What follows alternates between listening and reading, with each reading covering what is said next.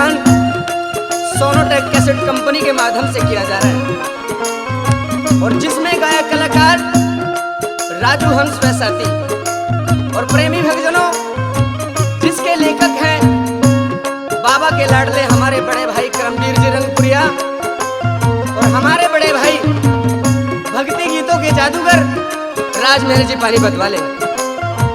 और भजन किस समय का, जब वो बाबा के दरबार में हजारों की संख्या में मेला लगता है तो एक भक्त बाबा के दरबार पे जाता है और एक नाम लिखने वाले को देख करके कहता है कि भाई जिस तरह राम की भक्ति में मेरे बालाजी महाराज मगन रहते थे और रोम रोम पे राम का नाम लिखा था, उसी प्रकार मेरे रोम रोम पे मेरे बाबा का नाम लिख दो। और कैसे अपने भाव प्रकट करता है, आइए बड़े सुंदर भजन से सुनिए इस भजन के माध्यम से।